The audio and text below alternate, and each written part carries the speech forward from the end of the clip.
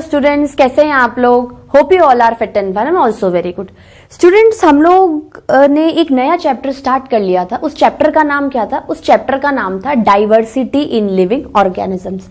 देखो, मैं आपको जब भी एक चैप्टर या आपकी जब भी क्लास लेती हूँ, मैं आपको हमेशा चैप्टर का नाम बताती हूँ। देखो, ऐसे तो आप लोगों को पता है कि जो चीज करंट में चल रही है वही पढ़ रहे हैं, लेकिन क्या होता है, बार बार हर लेक्चर में अगर आप एक चैप्टर का नाम लोगे तो उससे आप में क्या मेंटली डेवलप होगी? उससे ये मेंटली डेवलप होगी कि जैसे बार बार आप चैप्टर का नाम डिस्कस कर रहे हो, डाइवर्सिटी इन लिविंग ऑर्गेनिज्म, तो हमेशा आपके दिमाग में एक पिक्चर, एक इमेज, एक सिनेरियो बनेगा कि नहीं, मेरे को लिविंग ऑर्गेनिजम्स की वैरायटी पता करनी है। लिविंग ऑर्गेनिजम्स की वैरायटी का मतलब क्या होता है कि देखो, कोई भी लिविंग ऑर्गेनिज्म है, चाहे आप प्लांट ले लो, चाहे आप एनिमल ले लो, चाहे आप ह्यूमन बींग्स ले लो, या आप माइक्रो ऑर्गेनिजम्स ले लो। प्लांट्स में you have variety of plants, animals में you have variety of animals, human beings में भी आपकी जो ह्यूमन बींग स्पीशीज है उसमें आपको various kinds of people, person, male, female, child, kid, old person, physically challenged person, mentally challenged person आपको नजर आएंगे। ठीक है। उसके बाद माइक्रो ऑर्गेनिजम्स, इतने छोटे ऑर्गेनिजम्स हैं, इतने छोटे लिविंग ऑर्गेनिज्म अर्थ पे परसिस्ट करते हैं जो इवन हमें अपनी नेकेड आईज से ही नहीं नजर आते। वो भी क्या है, बहुत बड़ा रोल प्ले करते हैं। उनमें से कुछ हार्मफुल हैं, कुछ बेनिफिशियल है। जैसे why do we fall ill में हमने यही तो पढ़ा कि infectious agents enter in our body in the form of microorganism. भाई, जो एक्चुअली इन्फेक्शियस एजेंट होता है वो माइक्रो ऑर्गेनिज्म ही तो है। आप बैक्टीरिया के देख सकते हो? नहीं। वायरस को नहीं, फंगाई को नहीं, इन सबको आप नहीं देख सकते हो। That's why they are able to hurt you. जिन चीज को आप नहीं देख सकते हो, ऑब्वियसली आपने इतनी पावर नहीं है कि आप उन्हें प्रोहिबिट करो अपनी बॉडी में एंट्री लेने के लिए। ठीक है स्टूडेंट्स, तो why do we fall in नहीं, मैं उसके रिदम में चली गई थी इसलिए मैंने लिख दिया था। चैप्टर का नाम है वी मेक अ स्माइली, क्योंकि आपको हर चैप्टर खुशी से पढ़ना है।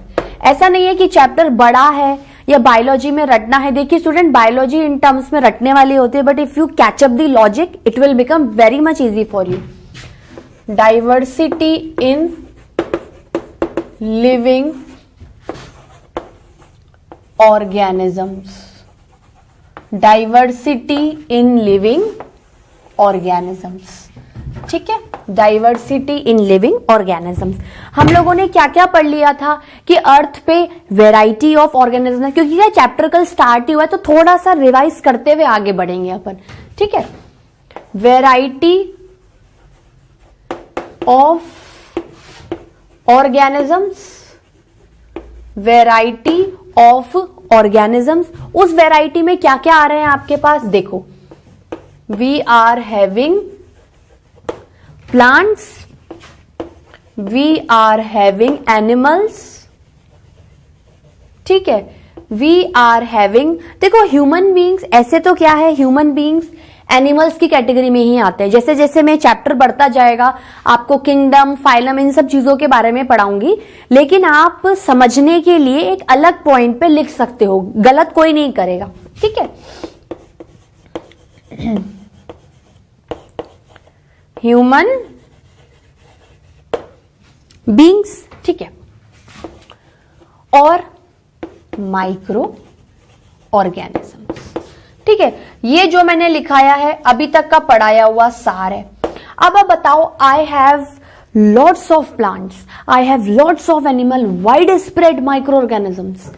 अब मुझे एक बात बताओ, आप तो बोलोगे कि मैम, मैं जब सराउंडिंग्स में देखता हूं, जब मैं अपने इन्वायरमेंट को देखता हूं या देखती हूं, तो मुझे प्लांट्स भी नजर आ रहे हैं, मुझे एनिमल्स भी नजर आ रहे हैं, और माइक्रो ऑर्गेनिजम्स होंगे क्योंकि वो मुझे नहीं नजर आ रहे हैं, तो I can define them very much properly and clearly. अब आप बोलोगे मैम कोई प्लांट्स, मैं आपको बोलूं बच्चों, मैं आपको डिवाइड करती हूं ग्रुप में कि आप सर्वे करो। सर्वे करने का मतलब है रिसर्च करना। ठीक है, रिसर्च करने का मतलब है उस किसी भी चीज को डीपली स्टडी करना, उसके बारे में इंपॉर्टेंट फैक्ट्स निकालना, ऐसी ऐसी चीजें निकालना जो कि हम आगे इन फ्यूचर जनरेशंस को क्या कर सकते हैं, ट्रांसमिट कर सकते हैं। अब आपने बोला कि बच्चों ये जो ग्रुप ए है बॉयज का, ये प्लांट्स के बारे में स्टडी करेगा, और जो ग्रुप बी है गर्ल्स का, वो एनिमल्स के बारे में स्टडी करेगा। ठीक है, तो मैंने बॉयज को भेज दिया, गर्ल्स को भी सराउंडिंग्स में, जैसे अपना कोई भी एक क्लास चल रही है उसके बाहर आप रोड पे जाके देख लीजिए। तो मैंने बॉयज को बोला कि आप एक अपनी फाइल वर्क तैयार करो, आपको जो भी प्लांट्स में जैसा भी नजर आता है आप लिखो। हर स्टूडेंट अपना अपना लिखेगा, उसी तरीके से सेम गर्ल्स भी करेंगी। तो अब आप लोग आ गए सर्वे करके। अब मैंने आप लोगों से पूछा कि स्टूडेंट्स आप लोगों ने क्या क्या देखा। समझ लो मैंने ग्रुप ए में से किसी भी एक लड़के को खड़ा किया, किसी भी एक बच्चे को खड़ा किया और पूछा कि बेटा अपना फाइल वर्क बताओ कि एक्चुअली आपने सराउंडिंग्स में प्लांट्स के बारे में क्या क्या देखा। तो वो बच्चा बोलता है मैम मैंने देखा कि कोई प्लांट बहुत लंबा था, कोई प्लांट बहुत छोटा था, किसी में बहुत सारी लीव्स थी, किसी की लीव्स शेड हो गई थी, किसी में लीव्स थी ही नहीं, किसी में फ्रूट्स आ रहे थे, किसी में फ्रूट्स आ गए थे, किसी में फ्रूट्स नहीं आ रहे थे, किसी का जो स्टेम था, जो बार्क होता है जिसपे आपका प्लांट खड़ा रहता है, बहुत मोटा था मैम। कोई बोलता मैम बहुत ही पतला प्लांट था, किसी प्लांट के ऊपर रिंग्स बनी हुई थी स्टेम के ऊपर।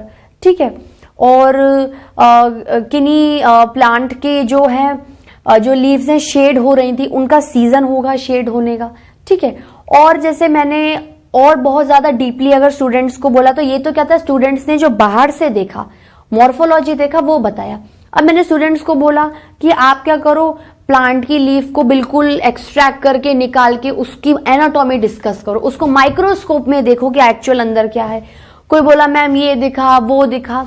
ये सब चीजें क्या है, ये वैरायटी है प्लांट्स की, ये डाइवर्सिटी है प्लांट्स की। ठीक है, डाइवर्सिफाइड नेचर है प्लांट्स का कि किसी में लीव्स हैं, किसी में नहीं है, किसी में कलरफुल फ्रूट्स हैं, किसी में कलरफुल लीव्स हैं। उनके पास ऐसी प्रॉपर्टी है कि वो वेरियस काइंड्स ऑफ प्लांट्स के फॉर्म में एग्जिस्ट कर सकते हैं। ठीक है, अब मैंने गर्ल्स से पूछा कि गर्ल्स आपने क्या देखा एनिमल्स में। तो गर्ल्स ने बोला कि मैम मैंने एक डॉग देखा जिसके 4 पैर थे। ठीक है, और एक बच्ची बोलती है मैम मैंने कैट देखी, उसके भी 4 पैर थे। तो मैं ये कहूंगी कि जब दोनों के 4 पैर हैं तो वो दोनों सिमिलर क्यों नहीं है। फिर भी आप कहोगे कि नहीं मैम डॉग एक अलग चीज है और कैट एक अलग चीज है, they still come in the same category of the animals. फिर भी देखो कितनी डाइवर्सिटी है। फिर आप बोलोगे मैम मैंने बफेलो देखा। ठीक है, मैंने काऊ देखी, काऊ व्हाइट कलर की थी और बफेलो ब्लैक कलर का था। देखो सेम स्पीशीज का आदमी है, सेम एनिमल्स का आदमी है, सेम कैटेगरी का आदमी, फिर भी डिफरेंस देखो। ठीक है, फिर आप गए, आपने रैबिट देखा। ठीक है, आपने बर्ड्स देखी, स्पैरो देखी। ठीक है, आपने जेकॉल देखा, आप फॉरेस्ट में गए, आपने लॉयन देखा। आपने बोला मैम देखो प्लांट्स में कितनी वैरायटी है, उसी तरीके से एनिमल्स में भी कितनी वैरायटी है। अब मैं आपको बोलूं students, you have clearly understood the variety. अब आप एक एक को डिस्कस करो। आप बोलोगे कि मैम ये तो बहुत टीडियस जॉब हो गया, इतने सारे प्लांट्स हैं, इतने सारे एनिमल्स हैं। देखो आज एक कैट है, जब वो रिप्रोडक्शन करेगी तो वो वेरियस किटन्स को जन्म देगी अपने बच्चों को, वो इन फ्यूचर एडल्ट कैट बनेंगे। तो ऐसे तो आपकी कोई सीमा ही नहीं है पढ़ने की, कोई लिमिट ही नहीं है। कब तक पढ़ोगे, कब तक समझोगे, कब तक उस चीज को अपनी बुक में लिखोगे। ठीक है, तो अब अगर मैं आपको कहूं कि एक काम करो स्टूडेंट्स, आप एक कैटेगरी बना लो। कैटेगरी में कैसे, जैसे आप प्लांट्स और एनिमल्स दोनों को, देखो हमें प्लांट्स और एनिमल्स दोनों को पढ़ना है, they are very much essential for us. Plants में मैंने कैटेगरी बना दी कि बच्चों आप ना साइज की फॉर्म में प्लांट्स को डिवाइड करो। लार्ज जो बड़े लंबे प्लांट्स होते हैं उनको एक कैटेगरी में लिखो, मीडियम वालों को एक कैटेगरी में लिखो, स्मॉल को तो एक कैटेगरी में लिखो। तो आप बोलोगे मैम ये तो मैंने क्या क्लासीफाई कर दिया, तो आपको थोड़ा सा रिलैक्स फील होगा कि हाँ एक पैटर्न तो है पढ़ने का, कि पहले मैं लार्ज याद कर लूंगा, फिर मैं मीडियम, फिर मैं साइज की फॉर्म में। फिर मैंने कहा एक काम करो, आप हैबिटेट के फॉर्म में भी डिवाइड कर दो। जैसे कोई प्लांट्स और एनिमल्स जो आपके ग्राउंड पे उग रहे हैं, ठीक है, जो एयर में है या पानी में है, तब भी आप बोलोगे कि नहीं चलो इससे मुझे ये तो समझ में आ रहा है कि कौन सा प्लांट और एनिमल किस जगह पे सिचुएटेड है। ठीक है, उसके बाद मैंने आपको बोला कि आप बॉडी ऑर्गेनाइजेशन पे क्लासिफाई करो। ठीक है, बॉडी ऑर्गेनाइजेशन का मतलब क्या होता है, देखो आपकी बॉडी एक ऑर्गेनाइजेशन है, वो organisation various kind of interrelated organ system से बनी हुई है। Organ system group of organs के होते हैं। ग्रुप ऑफ ऑर्गन टिश्यू के ग्रुप से बने हुए रहते हैं और टिश्यू सेल से आता है। मतलब the basic and the structural unit of my life is I have studied in a cell is the cell. ठीक है, अब मैं कह रही हूं बॉडी ऑर्गेनाइजेशन के बेसिस पर कि आपका प्लांट या एनिमल एक सेल का बना हुआ है, यूनिसेलुलर की कैटेगरी में डाल दो। ट्रू न्यूक्लियस नहीं है, प्रोकैरियोटिक की कैटेगरी में डाल दो। बहुत सारे सेल्स हैं, मल्टी सेलुलर की कैटेगरी में डाल दो। ट्रू न्यूक्लियस है, प्रॉपरली एक न्यूक्लियस है, उसमें बाउंडेड न्यूक्लियर मेम्ब्रेन है, you have chromatin material, you have nucleoplasm, you have nucleolus, सब कुछ है। Put them in eukaryotic. आप बोलोगे मैम अब मुझे थोड़ा सा रिलैक्स फील हो रहा है क्योंकि आपने एक क्लास डिफाइन करी है, prokaryotic, eukaryotic, unicellular, multicellular.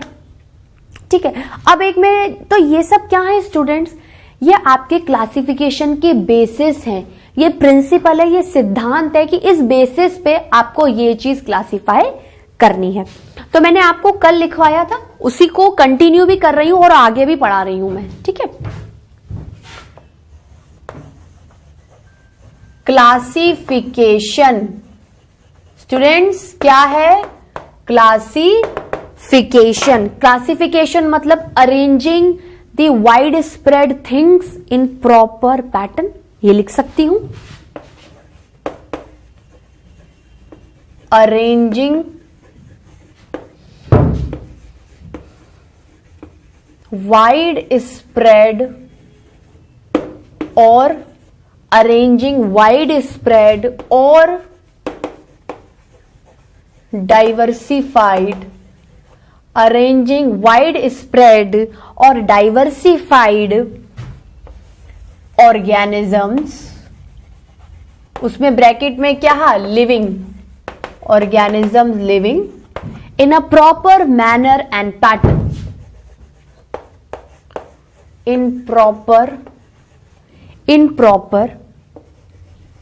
Manner और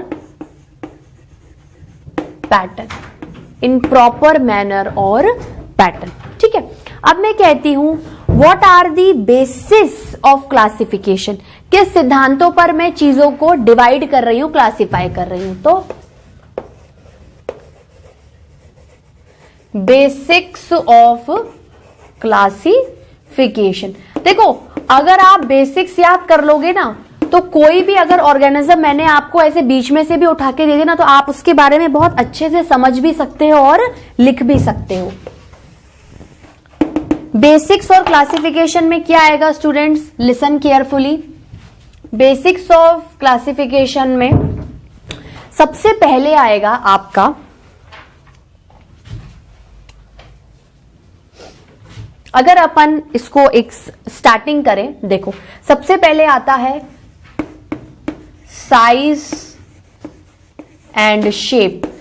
स्टूडेंट कंफ्यूज मत होना, if I am considering organisms ना लिविंग तो आई विल कंसिडर प्लांट्स, ठीक है, आई विल कंसिडर एनिमल्स, ठीक है, माइक्रो ऑर्गेनिज्म। ह्यूमन बीइंग का मत लिखो, आपको समझ में आ गया है।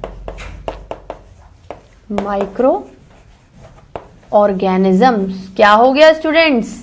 Micro organisms. ठीक है, साइज का मतलब होता है बड़ा, मीडियम, छोटा। शेप का मतलब होता है लंबा है, चौड़ा है, पैना है, पतला है या सकरा है। ठीक है, उसके बाद साइज एंड शेप के बाद, साइज एंड शेप के बाद आप क्या लोगे? हैबिटेट। अरे भाई तू रहता कहां है?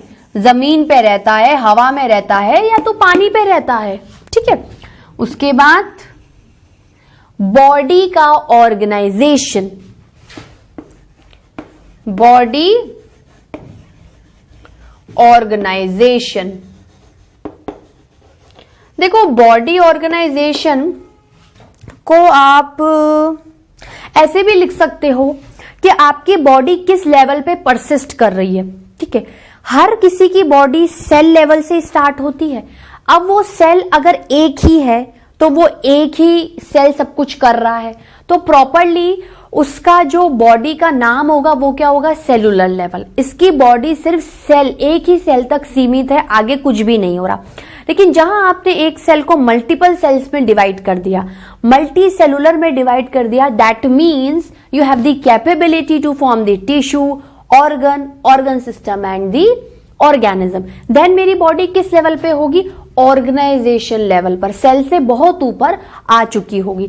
तो बॉडी ऑर्गेनाइजेशन का मतलब क्या होता है, देखो सेल से बॉडी स्टार्ट होती है, ठीक है, देन सेल ग्रुप करके टिश्यू बनाते हैं, टिश्यू क्या बनाते हैं, ऑर्गन बनाते हैं, ऑर्गन क्या बनाते हैं, ऑर्गन सिस्टम बनाते हैं, और ऑर्गन सिस्टम क्या बनाते हैं, ऑर्गेनिज्म। ऑर्गन सिस्टम क्या बनाते हैं, organism. Cell, tissue, organ system and organism, ठीक है। तो अगर देखो आप क्या ये चीजें भूल जाओ, आप तो अपनी बॉडी को कहां से स्टार्टिंग से कंसिडर करो, सेलुलर लेवल पर। एक सेल यूनिसेलुलर, बहुत सारे सेल मल्टी सेलुलर, उसके अंदर थोड़ा सा अपन और वेल डिफाइंड बोले कि सेल ऑर्गेनल ढंग से नहीं दिख रहे, न्यूक्लियस ढंग से नहीं दिख रहा, prokaryotic. Cell organ is well defined, membranous bounded है, न्यूक्लियस प्रॉपर्ली मेम्ब्रेनस, हर चीज आपको वेल डिफाइंड नजर आ रही है, यूकैरियोटिक, ठीक है। एक और है स्टूडेंट्स, अगर अपन उसको लेके चले, मैं आपको पॉइंट बताती हूं, उसको अपन वापस से लिखते हैं, रिदम में चलना है, व्हाइट से लिखना है मुझे, ठीक है। कैसे लिखेंगे, मोड ऑफ न्यूट्रिशन, किस मेथड से खाना खाया जा रहा है, खुद से बनाया जा रहा है या दूसरे पे डिपेंड होकर खाना खाया जा रहा है। इन पॉइंट्स को लिखिए, फिर इनको प्रॉपर्ली इलेबोरेट करके लिखते हैं स्टूडेंट्स। नोट डाउन किया आप लोगों ने। अब हम क्या करते हैं, इस क्लासिफिकेशन को एक एक करके थोड़ा सा इलेबोरेट करके समझते हैं, क्योंकि इसके बाद क्या है, अपन को सारे ऑर्गेनिजम्स ही पढ़ने हैं, क्लासिफाई दर क्लासिफाई। ठीक है स्टूडेंट, समझ में आ रहा है जो मैं पढ़ा रही हूं? Any problem to any student? Okay, चलो अब मैं रब कर देती हूं, क्योंकि now you know what I am teaching to you, the chapter name diversity in living organisms. ठीक है, देखो क्या स्टार्ट किया मैंने, basis of classification. Basis of classification, basis of classification. इसमें क्या है स्टूडेंट्स, देखो किन किन बेसिस पे आपने क्लासिफाई किया था। पहला था साइज। साइज में, साइज मतलब किसी भी चीज की चौड़ाई, या फिर आप कह सकते हो कि बहुत बड़ा है लार्ज, ठीक ठाक है मीडियम, या बहुत ही छोटा है स्मॉल। ठीक है, तो साइज में क्या आएगा, या तो लार्ज साइज्ड ऑर्गेनिज्म होगा। भाई अपन बात तो ऑर्गेनिज्म की कर रहे हैं ना, किसी लकड़ी की थोड़ी बात कर रहे हैं कि बड़ी लकड़ी है छोटी लकड़ी है। Living organism, large sized, medium sized, ठीक है, और स्मॉल साइज्ड। ठीक है, अब अगर अपन ने दूसरे क्लासिफिकेशन की बात करी, देखो अब आप क्या करना, जो लार्ज साइज्ड है उनको इसमें डाल देना, जो मीडियम साइज है उनको इनमें, स्मॉल में इनमें। तो एटलीस्ट आपको एक ये तो कैटेगरी पता चल गई कि भाई ये प्लांट्स हैं लार्ज में ही आएंगे, इनको याद कर लो तो दिमाग हल्का हुआ। एक मैं बोलूं बस आप तो मिक्सचर में याद कर लो, आप बोलो मैम समझ में कैसे आएगा, पर इस बेसिस पर तो आप समझ सकते हो ना। ठीक है, फिर दूसरा क्या है, शेप। दूसरा क्या है, शेप। देखो शेप में जैसे किसी की शेप है अंडाकार, किसी की शेप है अंडे की तरह अंडाकार।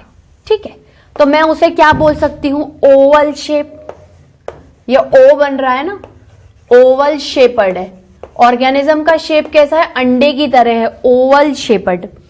मैं कह रही हूं थोड़ा धागे की तरह लंबा है, थोड़ा धागे की तरह लंबा, क्योंकि मैंने खींच दिया, इलोंगेट कर दिया है, तो ऐसा कुछ बना सकती हूं धागे जैसा। तो क्या बोल सकती हूं इसको? इलोंगेटेड। क्या बोल सकती हूं? इलोंगेटेड। अब किसी की शेप बिल्कुल सर्कल है तो circular, not circular motion. Don't relate biology with physics, वरना आप लोग भाग जाओगे, पढ़ोगे ही नहीं मुझसे। ये क्या है? सर्कल में है, गोलाकार है, तो सर्कुलर। ठीक है। और क्या क्या शेप्स आप कंसीडर कर सकते हो स्टूडेंट? चपटा है, फ्लैट। ऐसा बनाऊं स्टूडेंट्स? ऐसा कुछ, ये चीज क्या है? चपटी है, तो फ्लैट। और डिस्क की तरह है, ऐसा डिस्क बना हुआ है, डिस्क शेप्ड, ऐसे ये डिस्क बन रही है, ठीक है, तो डिस्क शेप्ड। ऐसे अपने पास जितने भी ऑर्गेनिजम्स अवेलेबल हैं, बहुत सारे उनमें साइजेस हैं, शेप है। अब देखो, किसी ऑर्गेनिज्म ओवल शेप्ड है, मैं उसको ओवल शेप्ड में डाल दूंगी, तो एटलीस्ट आपके दिमाग में ये टेंशन नहीं रहेगी कि मैम अगर ओवल शेप में 15 ऑर्गेनिजम्स आ रहे हैं तो वो 15 ही उसमें याद करने हैं। तो आप डे बाय डे एक सीक्वेंस बाय सीक्वेंस उन्हें याद कर सकते हो। अब मैं आपको बोलूं एक साथ ही लर्न कर लो, तो आप बोलोगे मैम इतनी डाइवर्सिटी कैसे लर्न करूं? That's why to classify this wide spread microorganism we have decided a pattern, और पैटर्न का बेसिस ये सब चल रहा है, ठीक है। साइज हो गया, शेप हो गया। देखो ये मैं क्या है, आपको एक समरी बता रही हूं स्टार्टिंग की। अब जैसे जैसे मैं ऑर्गेनिज्म के बारे में बताऊंगी, एक एक ऑर्गेनिज्म के जो भी बेसिक्स हैं, देखो जब हम बेसिक्स को स्टार्ट करेंगे पढ़ना, तो पहले लाइन साइज लिखेंगे, शेप लिखेंगे, हैबिटेट लिखेंगे, बॉडी और मोड ऑफ न्यूट्रिशन। तो आपके लिए क्या है, याद करना बहुत ज्यादा आसान हो जाएगा। तो आप क्या करो, एज एग्जाम्पल फॉर्म में इनको अपने दिमाग में बिठाओ, थोड़ा बहुत चेंजेस वहां पर आपको नजर आएंगे। जरूरी नहीं है कि जो एकदम लिखा है वैसा का वैसा ही शेप आपको मिले, ठीक है। उसके बाद क्या था स्टूडेंट्स? साइज हो गया, शेप हो गया, हैबिटेट। देखो हैबिटेट से रिलेटेड एक साइंटिस्ट आया था, एरिस्टोटल। एरिस्टोटल ने क्या किया था, हैबिटेट के बेसिस पर ऑर्गेनिज्म को क्लासिफाई कर दिया था। Aristotle give the classification, give the classification. Aristotle gave the classification. कहां कहां आप रह सकते हो? जमीन पे रहना, जमीन पे रहना, लैंड, और पानी में वाटर, ठीक है। अब देखो चलो एक और बताती हूं, फिर इसके बारे में आगे स्टार्ट करते हैं। और हवा में रहना, एयर। अब क्या है स्टूडेंट्स, ये तो क्या लेमेन टर्म है, कॉमन आदमी बोलता है धरती पे रहना, पानी में रहना, हवा में रहना। We are actually the biologist, we are studying the biology, तो we are going to set the terms according to the biology. हम कॉमन मैन की तरह कभी नहीं बोलेंगे। हम क्या बोल सकते हैं कि अगर मैं कह रही हूं कि लैंड का एनिमल है, जमीन पे रह रहा है, मैं उसको बोलती हूं टेरेस्ट्रियल। मैं उसको बोल सकती हूं टेरेस्ट्रियल, टेरेस्ट्रियल ऑर्गेनिजम्स। पानी मतलब एक्वा का मतलब क्या होता है? पानी। एक्वा का मतलब क्या होता है? पानी। तो अगर आपको पानी में रहना है तो एक्वेटिक बोल सकते हो स्टूडेंट्स, एक्वेटिक।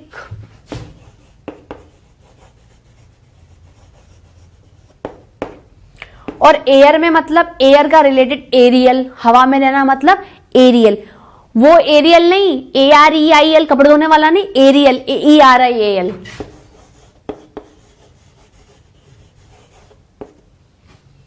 ठीक है, terrestrial organism, aquatic organism, aerial animals.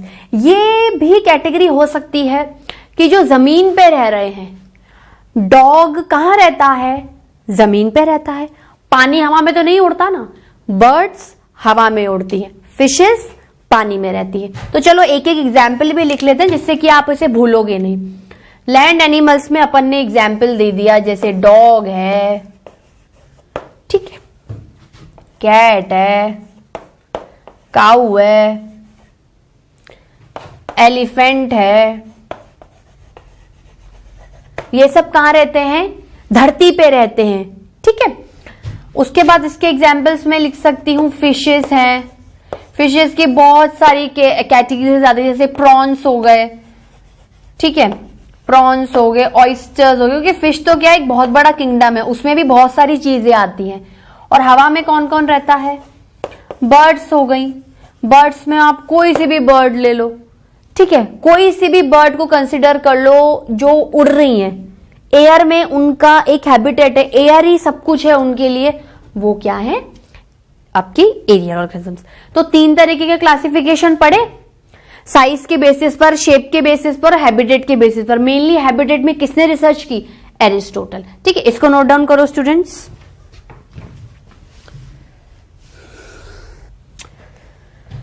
Students इसको नोट डाउन किया, ठीक है। अब अगर अपन देखो, अपन ने बेसिस और क्लासिफिकेशन में 3 तरीके से पढ़ लिया है। दूसरा अगर अपन स्टार्ट करें तो क्या कर सकते हैं, आप मुझे बताओ। दूसरा क्या था? बॉडी ऑर्गेनाइजेशन ना। आपकी बॉडी किससे बनी हुई है? सेल से बनी हुई है। सेल ही आके मॉडिफाई होकर क्या बनाता है? आपका ऑर्गेनाइजेशन। तो अगर अपन दूसरे की बात करें, बॉडी ऑर्गेनाइजेशन से रिलेटेड, बॉडी ऑर्गेनाइजेशन से रिलेटेड, ठीक है, तो बॉडी ऑर्गेनाइजेशन कहां से स्टार्ट है? सेल से स्टार्ट है। अब बाकी चीजें भूल जाओ, वो तो मैंने आपको समझाने के लिए लिखा था। बॉडी का ऑर्गेनाइजेशन स्टार्ट कहां से है? सेल से स्टार्ट है। तो इसके क्लासिफिकेशन में अगर एक ही सेल है, सिंगल सेल, या फिर बहुत सारे सेल्स हैं, मल्टी सेल, तो मैं क्या कर सकती हूं? हो गए ना क्लासिफिकेशन। जिस ऑर्गेनिज्म में एक ही सेल है, एक ही सेल बॉडी बना रहा है, स्ट्रक्चर बना रहा है, फंक्शन बना है, डालो इसमें। जिसमें बहुत सारे सेल्स है, ग्रुपिज्म है, डिवीजन ऑफ लेबर है, कॉम्प्लेक्स स्ट्रक्चर है, डालो इस ग्रुप में। मतलब सिंपलर ऑर्गेनिज्म इसमें आ जाएंगे और कॉम्प्लेक्स वाले इसमें आ जाएंगे।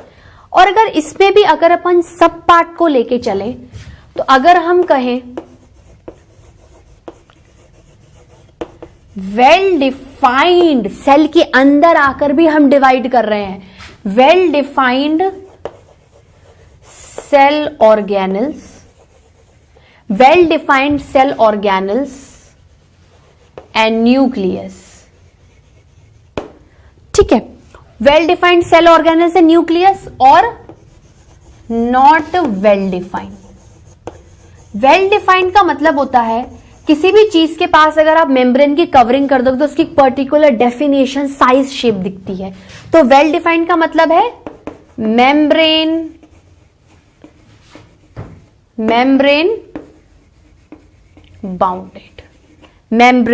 बाउंडेड, और ये नॉन लगाएंगे, नॉट नहीं लगाएंगे, non membrane bounded, not membrane bounded, ठीक है। तो इसकी कैटेगरी में कौन से आएंगे? यूकैरियोटिक, ये आपने पढ़ रखा है, और प्रोकैरियोटिक। हो गया बॉडी ऑर्गेनाइजेशन पे डिवीजन, ठीक है स्टूडेंट्स। आज के लेक्चर में इतना ही। जो बाकी का क्लासिफिकेशन था नेक्स्ट लेक्चर में बताऊंगी। तो अभी तक आपने क्या क्या पढ़ा देखो। डाइवर्सिटी में कंटेंट्स पढ़ लिए, इंट्रोडक्शन पढ़ लिया, बायोडाइवर्सिटी पढ़ ली, मेन क्लासिफिकेशन ही चलेगा। क्योंकि क्लासिफिकेशन बहुत इंपॉर्टेंट है आपके लिए समझने के लिए। If you know the basis, उस बेसिस को पढ़ के एक एक ऑर्गेनिज्म को क्या कर सकते हो, इंडिविजुअली पढ़ के समझ सकते हो। ठीक है, तो बेसिस ऑफ क्लासिफिकेशन में मैंने आपको पॉइंट्स लिखा है, उन सारे पॉइंट्स में मैंने आपको वेरियस थ्योरीज लिखाई हैं। ठीक है, तो स्टूडेंट्स आज के लेक्चर में इतना ही। होप आपको सब समझ में आया होगा। आगे का अपन नेक्स्ट लेक्चर में स्टार्ट करेंगे। Till then bye bye students, thank you, have a nice day.